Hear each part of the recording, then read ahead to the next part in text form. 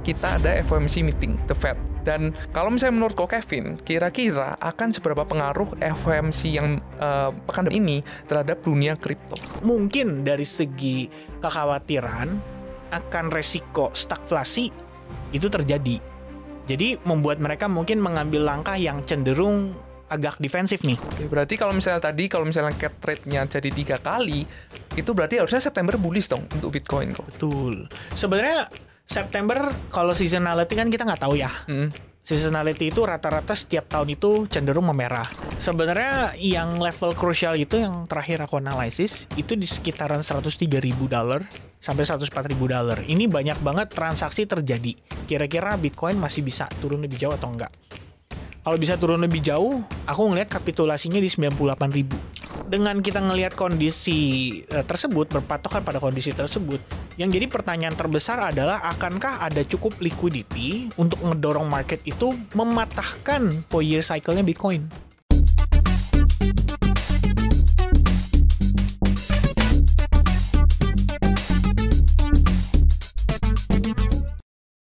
Halo teman-teman semua, kembali lagi bersama kita di podcast Cuan Talks. Hari ini kita akan membahas tentang kripto dan kita hari ini kedatangan tamu yang spesial banget yaitu Ko Kevin Saley. Dan hari ini teman-teman jangan lupa ya untuk stay tune terus karena kita akan mendapatkan insight yang sangat banyak tentang kripto dan juga bagaimana dengan kondisi makro pada saat ini. Orang-orang yang biasanya trading itu apalagi yang awal-awal ya, itu mereka itu tradingnya banyak banget. Bisa dalam sehari itu mungkin bisa 50. Bener. Open posisi itu 50 gitu. Itu kan jadi banyak banget dan mereka mungkin mentalnya belum siap gitu ya kok. Betul sekali. 50 sih udah banyak banget ya. Banyak loh, aku sering lihat banget itu. Banyak orang yang kayak gitu. Oke. Ya sebenarnya saya lihat ya, ini kalau buat saya pribadi, dengan kapasitas dan pengalaman saya bertahun-tahun di market, saya aja maksimal mungkin 2-3 transaksi. Per hari? Bukan per hari, per kelola. Oh. Yang running ya? Iya, yang running. Ya, mungkin kalau buka tutup sampai 50 kali ya nggak juga sehari sih. Oke. Dalam sebulan tuh average, dalam seminggu lah, average kita transaksi itu rata-rata 13-15 kali. Dalam seminggu? Iya. Wah. Nah, bisa dihitung kan? Iya, berarti betul. Kan? Nah, dari segi risknya berapa, terus ya kira-kira seperti itu sih. Oke. Ya kenapa emosional itu sangat penting? Karena itu benar-benar pengaruh ke semuanya. Jadi kita kalau punya rule sekalipun, tapi kalau emosional kita udah take over, kayaknya sebentaran juga udah ini deh.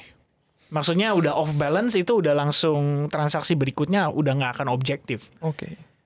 Kira-kira kayak gitu. Oke, jadi kalau mungkin aku summary ini, kita sebagai pemula yang paling penting itu kita harus belajar fundamental dan juga technical analysis yang pasti ya. Terus dari segi mental kita itu memang sulit ya untuk belajar mental behavioral investing ya, itu sulit banget. Tapi kita bisa membatasi dengan cara kita tradingnya jangan banyak-banyak. Dan kita harus tahu dulu dalam waktu 1 hari kita itu maksimal mau loss itu berapa. Mungkin 1% dari portofolio, 2% dari portofolio, yaitu terserah kalian ya kan.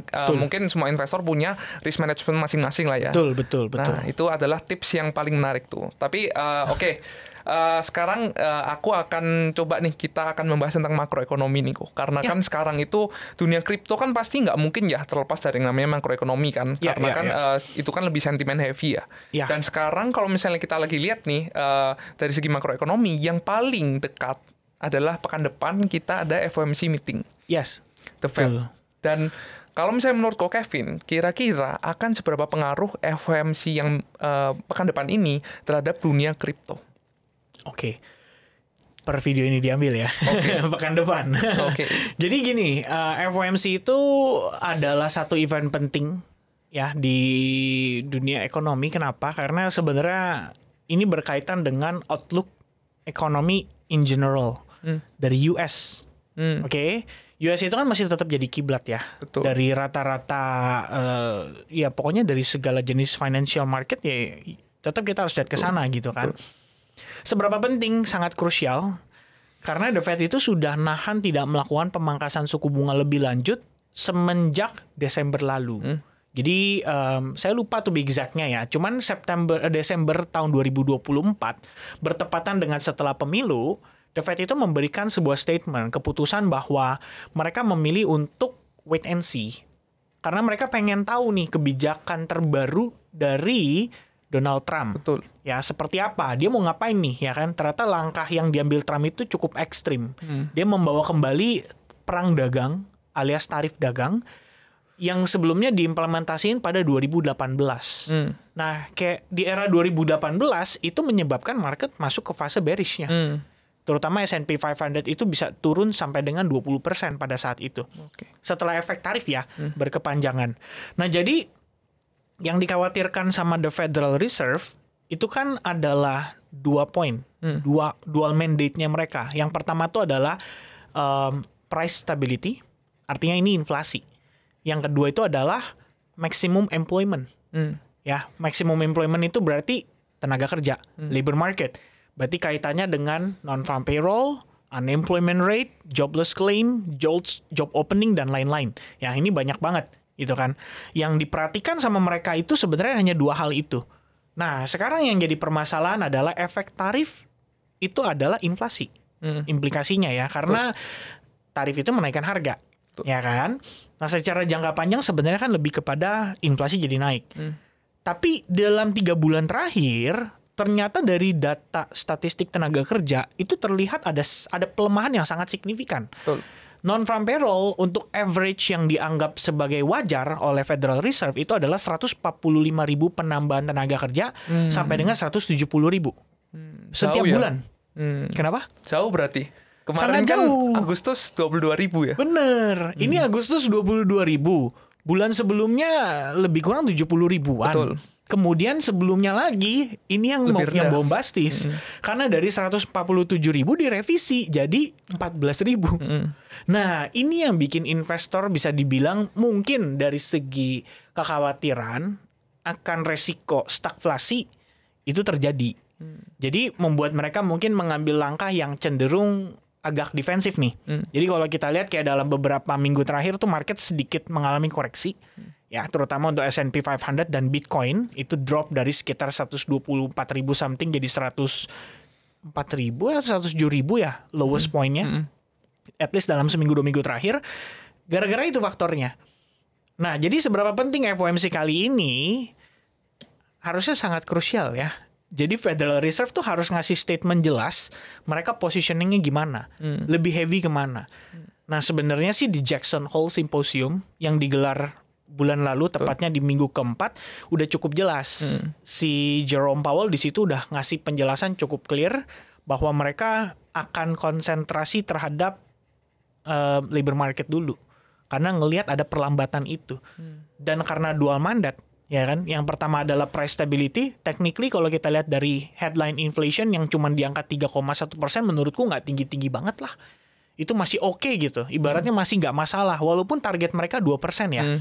Which is jauh dalam, nggak jauh banget lah. 3% ke 2% cuma selisih 1% ya. Ya walaupun demikian efeknya lumayan terasa. Betul. Tapi dari faktor tenaga kerja 3 bulan berturut-turut dengan unemployment rate kenaikan 0,1% average tiap bulan dibarengi dengan NFP tadi yang sangat lemah, harusnya sih konsentrasi mereka ke sana. Berarti ya kan? cut rate? Harusnya cut rate. Okay. Cut rate-nya sih udah dikonfirmasi. Ya. Cuman yang jadi pertanyaan adalah 25 BPS atau 50 BPS. Nah ini sekarang nih baru muncul angka ini gara-gara NFP minggu lalu. Jadi begitu kita lihat datanya 22.000, wah ini dia nih. You harusnya support dong dari segi liquidity. Betul. Ibaratnya gitu kan. Nah, pentingnya itu sebenarnya ada pada summary economic projections-nya. Oke. Jadi setiap kuartal, di akhir kuartal ya, jadi kayak Januari berarti ketemunya Maret, Maret, Juni, September, Desember. Itu adalah bulan meeting FOMC dibarengi dengan summary economic projections. Nah, summary ini yang kita harus lihat sebetulnya. Jadi dia akan menunjukkan proyeksi rate cut mereka pada sisa tahun 2025. Yang sebelumnya direvisi pada Desember. Jadi Desember itu direvisi, yang tahun ini tadinya 4 kali rate cut jadi 2 kali. Nah, itu yang bikin market pada saat itu sempat terhenti. Katalis yang ngebantu, bukan katalis ngebantu sih, tapi katalis yang mendorong Bitcoin koreksi adalah tarif. Setelah Trump mengumumkan tarif ditahan selama 90 hari, itu katalis pendorong market rally. Ya kan? Nah sekarang pertanyaan terbesar kita bagi para investor di kripto terutama apalagi di Bitcoin adalah akankah FOMC kali ini summary economic projections-nya direvisi kembali dari yang tadinya 2 kali rate cut memungkinkan nggak untuk jadi 3 kali rate cut? Betul. Karena sisa meeting tahun ini kan tinggal Oktober, November, Desember. Betul, 3 kali. Sorry, Oktober, Desember. September, Oktober, Desember. Benar. Iya. Ya maksudnya begitu ya. Sisa 3 kali. Iya. September kemungkinan besar rate cut. Ya kan? Nah pertanyaannya adalah Oktober, Desember. Gimana? Kalau target rate-nya itu di angka 3,6%, artinya median antara 350 dengan 375, harusnya nggak jadi masalah. 3 kali rate cut berarti. Betul. Dan itu bisa ngedukung market setidaknya memiliki sisa rally untuk di kuartal 4. Oke. Itu harusnya katalisnya buat Oktober ya. Tapi kalau misalnya September kita ngelihat meeting yang minggu depan ini nggak ada perubahan itu, akan jadi resiko market itu panic selling. Oke. Kenapa? Karena artinya the Fed itu masih memilih untuk bermain aman, dan kalau sampai terjadi entah itu stagflasi atau resesi ekonomi, yang disalahkan Trump nanti. Oke. Ya kan karena kamu bikin tarif. Coba kalau kamu nggak bikin tarif, inflasi udah sesuai target. Ya kan? Ibaratnya seperti itu. Mungkin itu ya seberapa pentingnya. Oke, berarti kalau misalnya cap rate-nya jadi 3 kali, itu berarti harusnya September bullish dong untuk Bitcoin kok. Betul. Sebenarnya September kalau seasonality kan kita nggak tahu ya. Seasonality itu rata-rata setiap tahun itu cenderung memerah. Di September. Ya. Sebenarnya bukan hanya Bitcoin, tapi juga terjadi pada saham. Betul. Ya kan? Alasannya kan sebenarnya ini peaknya summer holiday, puncak nih biasanya. Jadi momen-momen aku ada pelajarin sebenarnya. Oke. Jadi between summer holiday sama kalau Bro Alvin pernah dengar tuh Halloween effect. Halloween effect. Ya, Halloween effect itu adalah setiap kali Oktober Halloween itu market sebenarnya tendensinya bullish. Nah, Halloween effect itu dari Oktober sampai ke estimasi ya Februari atau Maret lah. Itu Santa Claus Rally juga. Benar, termasuk. Oke. Itu termasuk. Jadi sebenarnya secara seasonality kenapa seperti itu? Karena sebenarnya pada saat summer holiday itu market kekurangan volume. Oke. Ya, aku sih nggak tahu ya. Ini mungkin dikait-kaitan atau apa. Tapi di dalam pelajaran yang aku telusuri itu ada. Dan memang secara statistik berkata demikian. Oke. September tuh peaknya.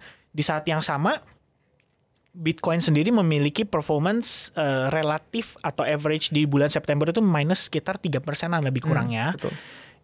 Nah, tapi ada tapinya nih. Beberapa data tersebut mungkin tidak terlalu relevan karena pada 2024, tepatnya 11 Januari, ETF spot Bitcoin itu baru di-approve. Jadi kita baru ngelihat institusi, klien-klien institusi sekelas BlackRock, Fidelity, dan lain-lain, itu baru bertransaksi semenjak 2024. Dan fakta menariknya, September 2024 justru mengakhiri bulan September dengan bullish. Gitu. Jadi ada perbedaan ya? Ada perbedaan. Di tahun lalu. Betul. Tapi kalau kita lihat secara rata-rata, seasonality di September itu minus, tapi Oktober, November, Desember, sampai Januari itu bullish berarti kok. Betul. Kecenderungan ya, seasonality. Berarti pertanyaannya, sekarang waktu bagus buat beli dong di bulan ini, September. Itu kembali ke masing-masing punya strategi ya. Kalau bagi aku sih, seandainya September aku dikasih merah pun aku nggak masalah ya. Karena Oktober dari segi performance rata-rata tahun per tahun itu bagus. Kira-kira seperti itu. Oke. Jadi berarti kali ini mungkin ada yang berbeda dari seasonality ya. Mungkin aja September bisa plus nih karena ya tadi FOMC ya. Kita lihat lagi kalau misalnya benar 3 kali cut rate, bisa aja Bitcoin lanjut rally nih. Betul, menjadi katalis. Oke, tapi kalau misalnya dari segi harga sendiri, kok Kevin melihat harga Bitcoin kalau misalnya bearish kembali, kira-kira bakal turun itu sampai kemana menurut kok Kevin? Oke, pertanyaanku dulu nih. Ini kita ngomongin short term, mid term, atau long term?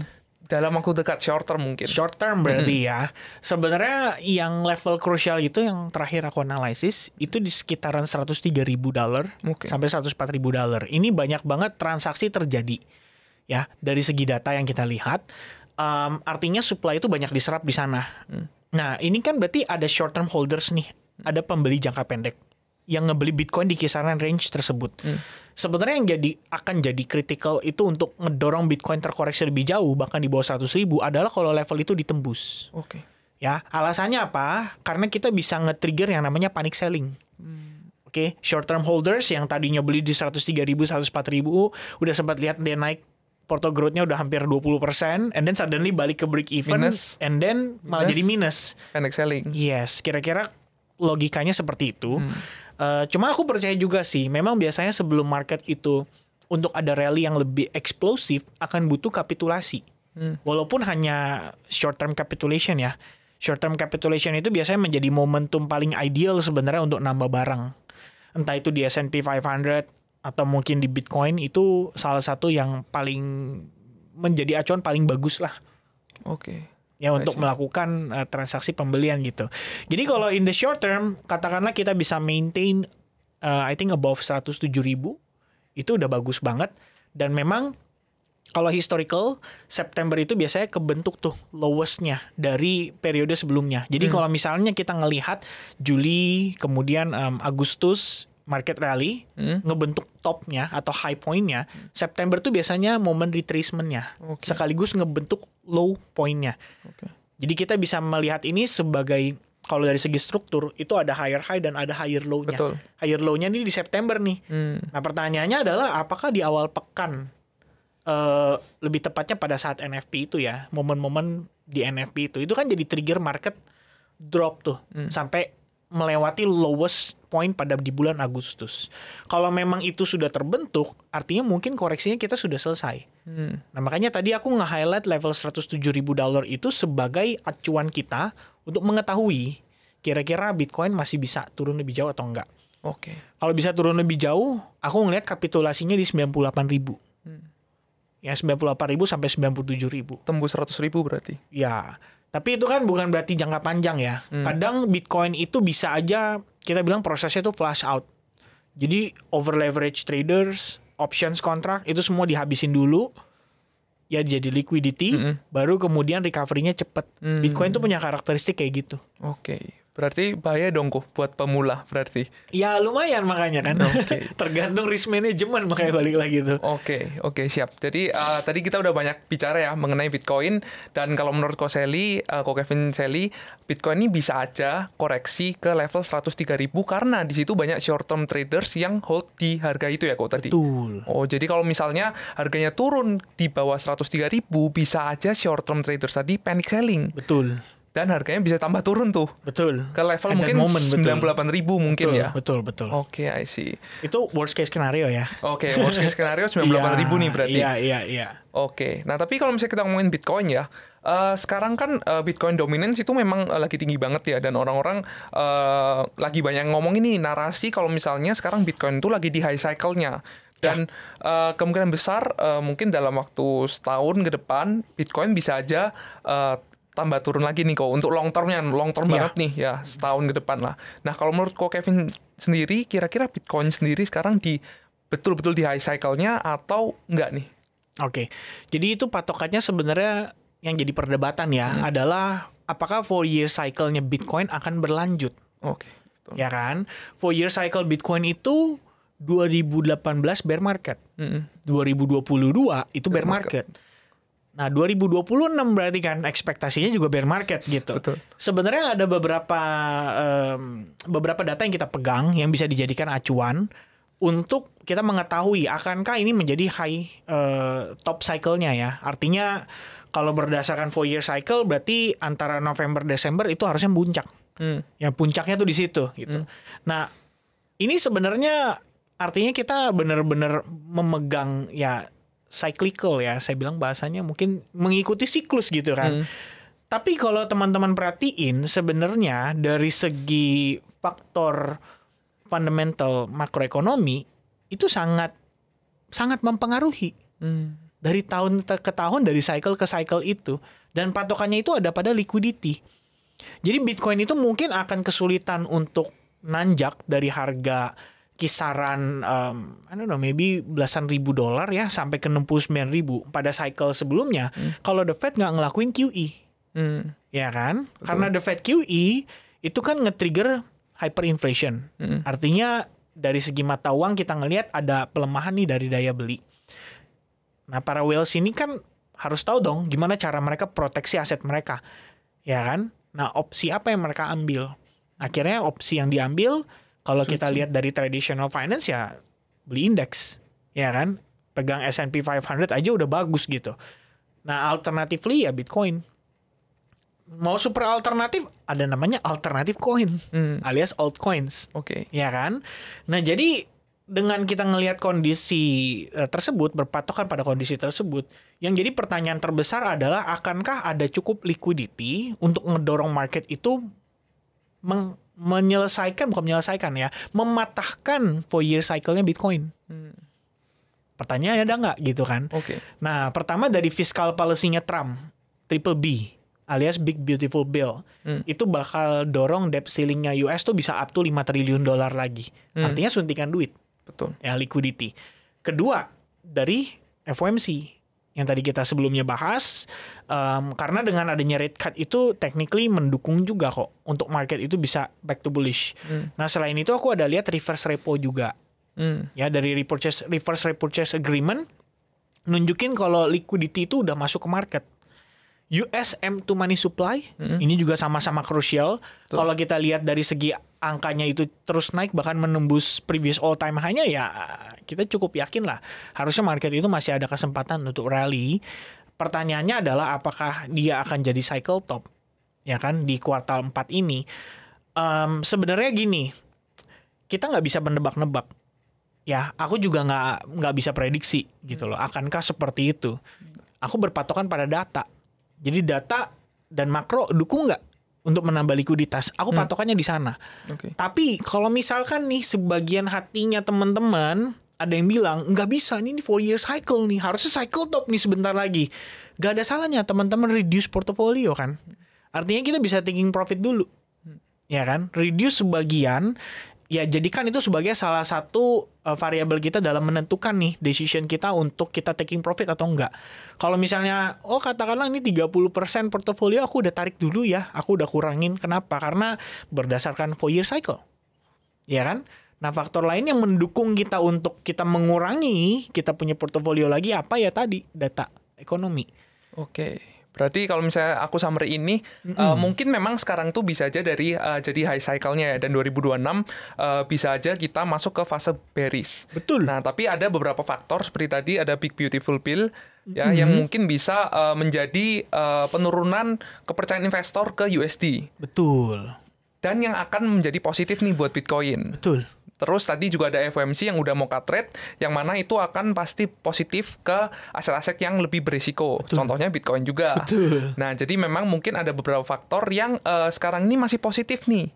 Dan bisa jadi break trend 4-year cycle-nya Bitcoin yang selalu bearish itu tadi. Betul. Oke. Nah, dan mungkin aku nambahin ya, satu lagi yang tadi aku belum sebut, yaitu kembali lagi ke ETF. ETF juga technically dalam setahun terakhir itu nunjukin demand yang luar biasa signifikan. Untuk Bitcoin sendiri udah $55 miliar lebih kurangnya. Itu dalam kurun waktu setahun lebih. Iya. Itu kan artinya ada alokasi dari uang-uang klien institusi untuk ke sini juga. Dan itu bisa cukup juga untuk menjadi salah satu katalis pendorong sebetulnya.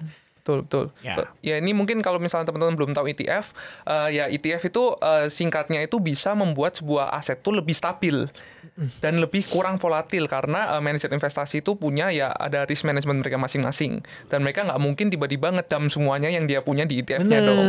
Nah, jadi mungkin aja Bitcoin ini nggak bearish seperti yang dulu-dulu misalnya minus sampai 80%, 70 betul, ya kan. Betul. Jadi mungkin lebih udah lebih stabil nih dari sisi Bitcoin-nya. Betul. Artinya kemungkinan besar bear market itu terjadi, sekalipun terjadi, mungkin nggak akan seserem kondisi yang sebelumnya. Betul. Oke. Nah, mungkin sekarang kita harus ngasih dulu nih tips and tricks buat investor atau trader yang baru mau masuk ke Bitcoin. Karena kan sekarang dengan kondisi yang seperti ini ada FOMC lah, tarif trend dan lain sebagainya. Itu kira-kira kita itu sebagai trader yang baru atau investor yang baru itu kita harus seperti apa? Dalam situasi ini, artinya sekarang dengan kompleksiti berupa berbagai sentimen tersebut. Betul. Ya, bahkan sebenarnya kita tadi nggak sebut geopolitik. Betul. Geopolitik pun masih ada ya. Betul. Mungkin menurutku gini sih, kalau katakanlah kita pemula ya, mau pemula maupun kita udah pengalaman sekalipun, situasi seperti ini tuh selalu baru setiap saat. Ya, kita dipaksa untuk selalu mempelajari efek daripada kondisi-kondisi itu terhadap sentimen pasar seperti apa. Ya, di market itu nggak ada 1+1 sama dengan 2. Ya kan? 1+1 bisa aja jadi 4. Nah, gimana caranya ya 1+1 4 jadi 4 kayak gitu kan? Ya karena banyak faktor yang mempengaruhi. Ya, satu sama lain nih, aspek-aspek ini saling mendukung satu sama lain. Seperti kalau tadi masalah tarif. Tarif mempengaruhi inflasi. Inflasi mempengaruhi pengambilan keputusan bank sentral. Ya kan? Tapi kalau bank sentral nggak make a move, nanti masalahnya ada pada perlambatan ekonomi yang ekstrim. Betul. Dan memang secara historical suku bunga tinggi itu selalu efek laggingnya adalah peningkatan pengangguran yang secara signifikan. Apa sih sebenarnya yang mendorong itu? Ya otomatis kita bicara dari segi pengusaha lah ya. Pebisnis, pengusaha susah nih untuk dapat yang namanya cash flow. Ya kan? Pinjaman dari perbankan nggak bisa nolong mereka untuk mempercepat proses ekspansi bisnis mereka. Pengaruhnya adalah terhadap tenaga kerja, bukan karena dipecat ya, karena bisa aja tambahan dari labor force. Ya buat yang nggak tahu labor force tuh maksudnya gini, kita bicara dari usia produktif, ya kan? Begitu kita masuk usia produktif, terus kita nggak dapat pekerjaan kan kita dianggap pengangguran. Betul. Bukan karena layoff doang ya, jadi bukan karena perusahaan pecat dan lain-lain gitu. Nah ini banyak nih. Ya kan kondisinya ribet. Terus Anda pemula gitu kan. Kayak aduh aku pemula nih. Aku harus gimana gitu. Tetap kembali lagi kayak tadi saya jelasin. Belajar ya kan prosesnya. Yang kedua. Lebih baik Anda ambil alternatif slow progress. Dalam tanda kutip di sini. Gak masalah aku risking transaksiku kecil-kecil. Tapi aku punya pengalaman. Dan itu harus dilakukan gitu loh. Di financial market tuh nggak bisa yang namanya oke, aku belajar hari ini, ilmuku aku akan pakai nih untuk setahun 2 tahun ke depan. Lah, kalau setahun 2 tahun ke depan ternyata perubahan dari segi kebijakan lagi gimana? Kita belajar lagi. Betul. Iya kan? Jadi kalau misalkan dengan kondisi saat ini kompleks, akan sering kali kita ngelihat pergerakan market. Sebenarnya ada yang lebih krusial lagi bro, tadi nggak disebutin. Oh, apa yaitu tuh? Tweetnya Trump. Oh, betul. Satu tweet bisa ngancurin market tuh. Bener. Iya. Tweet dari Trump itu sangat mempengaruhi market loh. Nah jadi menurutku pribadi teman-teman tetap kalau sebagai pemula ya, Anda harus cari pengalaman sebanyak-banyaknya. Nah gimana cara cari pengalaman sebanyak-banyaknya? Ya harus involve di market. Harus ada eksekusi, harus ada transaksi. Ya kan? Tapi aku takut rugi kok. Nah risk manajemennya dibenerin. Ya kan? Jadi kita dengan punya pengertian itu otomatis aku mau ngumpulin pengalaman tapi dengan modal atau dengan kita bisa bilang dengan uang belajar semurah-murahnya. Bisa nggak? Bisa.